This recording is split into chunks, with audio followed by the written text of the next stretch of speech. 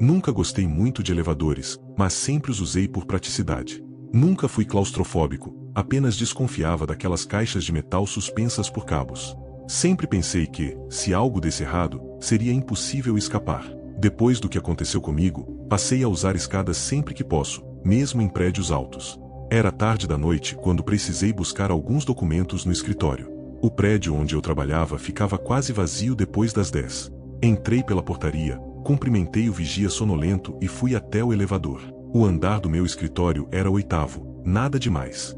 Apertei o botão e a porta se abriu com aquele rangido metálico de sempre. Entrei, apertei o número 8 e a porta se fechou. O elevador começou a subir devagar, com aquele balanço característico. Tudo normal. Até que, quando passou do 3º andar, as luzes piscaram e se apagaram por completo. Fiquei no escuro total por alguns segundos, até que a luz de emergência acendeu, fraca, amarelada, projetando sombras estranhas nos cantos. Olhei para o painel. O número parou no 4. Suspirei, tentando manter a calma.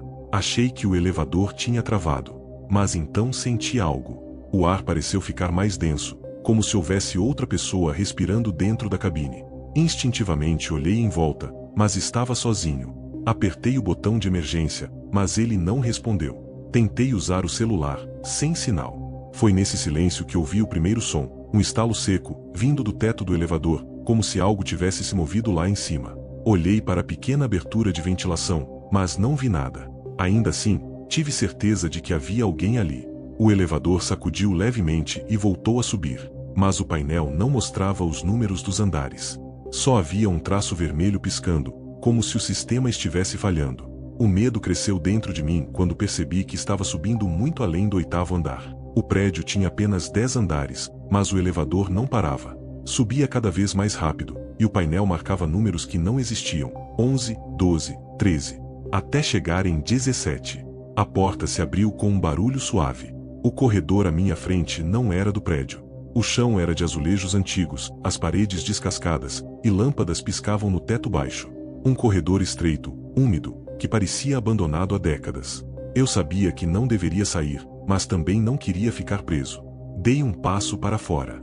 O silêncio era absoluto, exceto por um gotejar constante vindo de algum ponto distante. À medida que avançava, percebi portas de metal alinhadas de cada lado do corredor, todas fechadas, com pequenas janelas quadradas no alto. Olhei por uma delas, mas tudo que vi foi escuridão. Continuei andando até ouvir algo arranhar atrás de uma das portas. Um som agudo, arrastado, como unhas raspando no metal. Meu coração disparou. Me afastei devagar, mas então ouvi outra porta bater com força. E depois outra.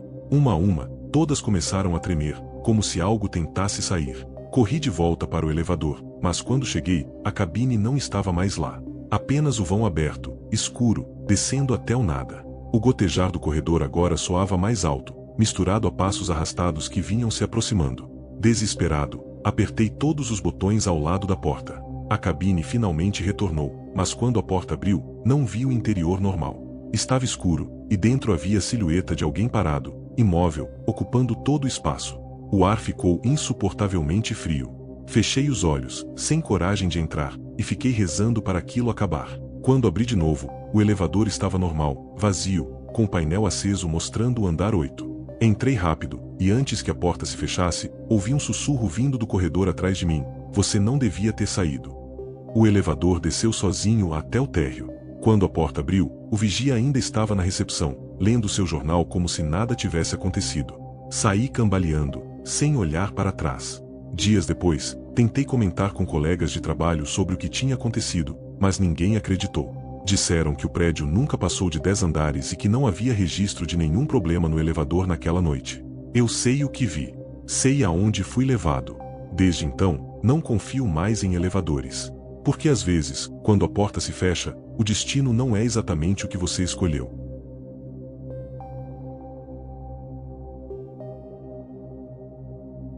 Sempre fui uma pessoa noturna. Trabalho durante o dia, mas é à noite que sinto vontade de organizar minhas coisas, estudar ou até limpar a casa. O problema é que, em determinado momento, essa rotina começou a me expor a coisas que eu preferia nunca ter visto. Vivo sozinho em um apartamento pequeno, no 10º andar de um prédio antigo. A vista da janela dá para uma rua movimentada durante o dia, mas que fica praticamente deserta depois da meia-noite.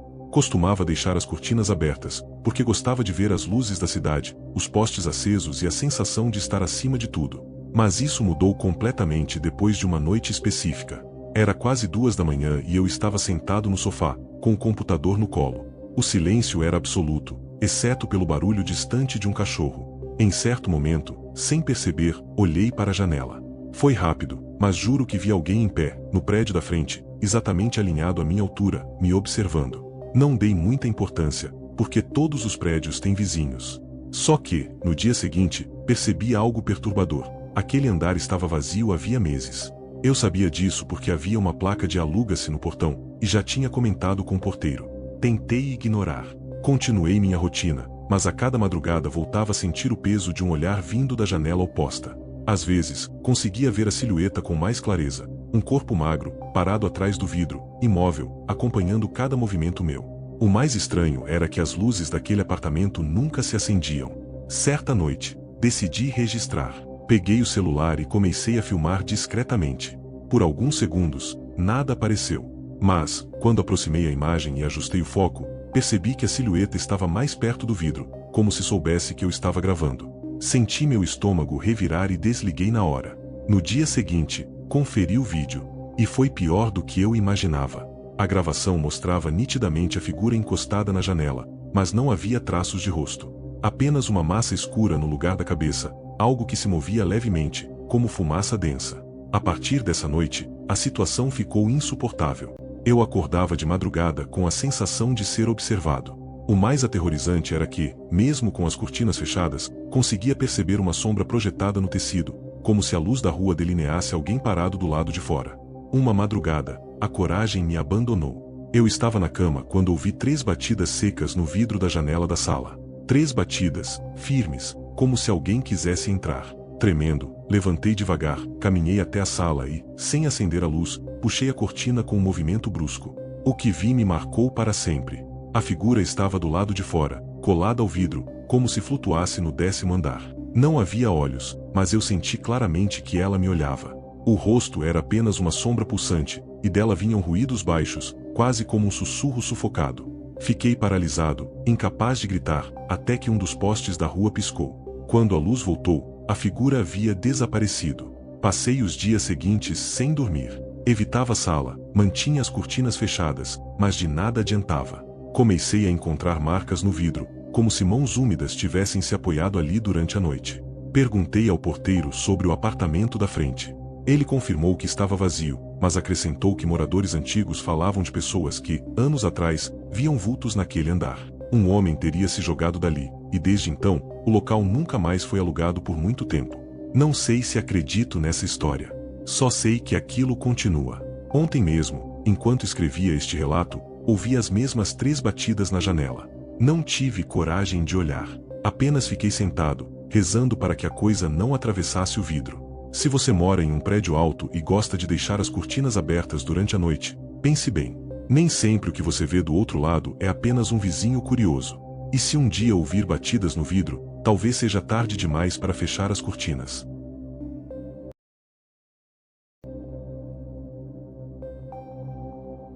Sempre fui uma pessoa organizada, do tipo que gosta de anotar tudo. Compromissos, tarefas, lembretes, até pensamentos soltos eu registrava em cadernos. Era quase um hábito terapêutico, algo que me dava a sensação de controle. Costumava comprar cadernos comuns em papelarias, mas um dia, caminhando pelo centro da cidade, encontrei uma pequena loja de usados. Entre pilhas de livros empoeirados, vi um caderno de capa preta, encardido, com um elástico gasto segurando as folhas. Não sei explicar por que comprei aquele caderno. Talvez tenha sido o preço irrisório, ou a estranha curiosidade que senti. O dono da loja apenas me entregou sem comentar nada, como se quisesse se livrar dele. Naquela mesma noite comecei a usá-lo. Escrevi a lista de coisas que precisava fazer no trabalho e alguns pensamentos aleatórios. A sensação, no início, foi normal. Mas, no dia seguinte, percebi algo estranho. Havia uma frase escrita que eu não lembrava de ter anotado. A caligrafia não era minha. A frase dizia: "Não olhe para trás quando ouvir seu nome." Pensei que fosse uma brincadeira do antigo dono. Talvez alguém tivesse usado aquele caderno antes e esquecido de rasgar a página. Ignorei. Continuei escrevendo minhas anotações, mas, toda manhã, quando abria o caderno, uma nova frase estava lá, escrita em páginas que eu tinha deixado em branco. Algumas eram enigmáticas: ele já sabe que você o viu. Outras eram perturbadoras: amanhã você não estará sozinho em casa. A situação começou a mexer comigo de verdade quando percebi que as frases se relacionavam com minha rotina. Uma vez, escrevi no caderno que iria ao mercado no fim da tarde. No dia seguinte, encontrei escrito: não volte pelo mesmo caminho, ele estará esperando. Tentei me convencer de que estava ficando paranoico. Talvez eu escrevesse essas coisas sem perceber, em algum lapso de consciência. Mas tudo mudou numa madrugada específica. Eu estava sentado na mesa, escrevendo, quando ouvi barulhos vindos do corredor. Não era comum, já que moro sozinho. O coração disparou. Peguei o caderno e, como se tivesse sido impulsionado por algo fora do meu controle, abri numa página em branco. Minhas mãos começaram a tremer quando vi letras surgindo diante dos meus olhos, sendo escritas sozinhas. A frase era clara: não vá até a porta. Ele está parado do outro lado. Por instinto, olhei para a porta da sala. A maçaneta estava se mexendo lentamente, como se alguém tentasse girá-la sem fazer barulho. Fiquei paralisado, suando frio. Depois de alguns segundos, o movimento parou. Na manhã seguinte, decidi me livrar do caderno. Joguei no lixo, em uma lixeira na rua, bem longe de casa. Mas quando voltei do trabalho, ele estava em cima da minha mesa, aberto em uma nova página. A mensagem agora dizia: achei que fossemos amigos. Não tente me abandonar de novo. Passei noites sem dormir. O caderno parecia me vigiar. Sempre que eu o abria, as frases estavam lá, como se soubesse de cada pensamento meu, de cada passo que eu dava. Uma madrugada, encontrei uma página com algo que me gelou por completo. Amanhã, às 3h12, olhe para o espelho do banheiro. Tentei resistir, mas a curiosidade foi maior que o medo. Às 3h12, fui até o banheiro. A luz estava fraca, e o silêncio absoluto. Quando ergui os olhos para o espelho, não vi meu reflexo. No lugar dele, havia um rosto estranho, encoberto por sombras, sorrindo de forma grotesca. O ar ficou pesado, e tive a sensação de que alguém respirava atrás de mim. Virei rápido, mas não havia nada. Corri para o quarto, joguei o caderno no fundo do armário e o tranquei. Não consegui dormir. Quando amanheceu, reuni coragem para abrir o armário e verificar se ele ainda estava lá. O caderno continuava no mesmo lugar, mas com uma página aberta. A frase era a pior até então: você já me viu. Agora não há mais como se livrar. Desde então, não importa onde eu guarde ou tente me desfazer dele, o caderno sempre volta. As mensagens continuam surgindo. Algumas vezes são avisos, outras ameaças. Mas todas me fazem sentir que já não sou o único a viver aqui.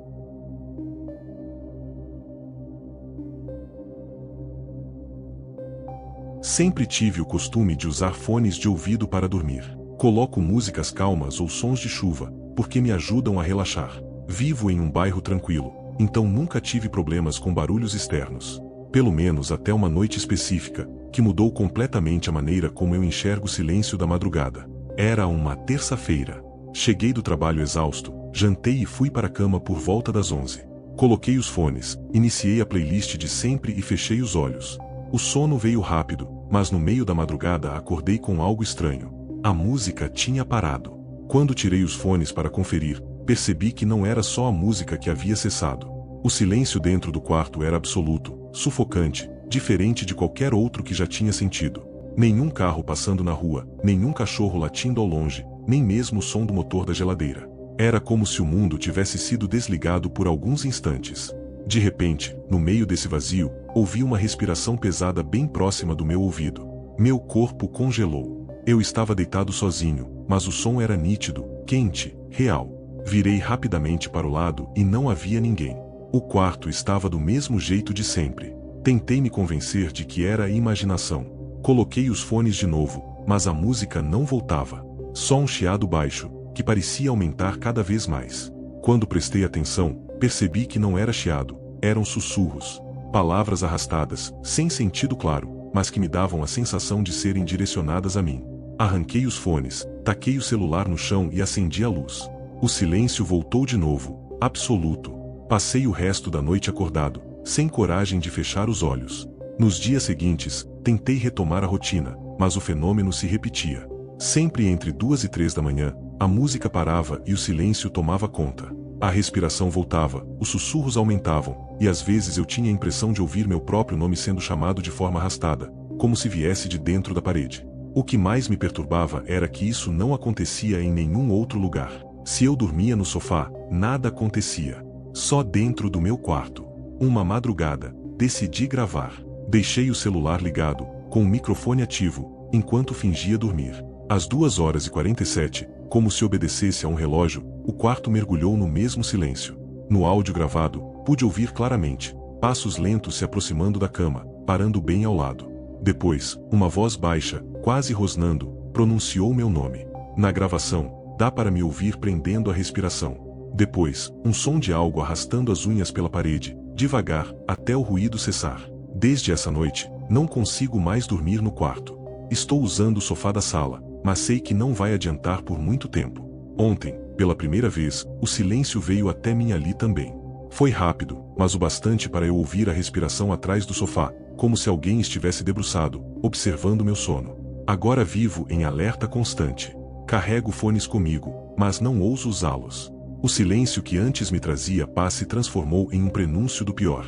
Se você acordar de madrugada e perceber que não há nenhum som ao seu redor, tome cuidado. O silêncio pode não ser apenas ausência de barulho, mas o espaço exato onde algo se aproxima sem querer ser percebido.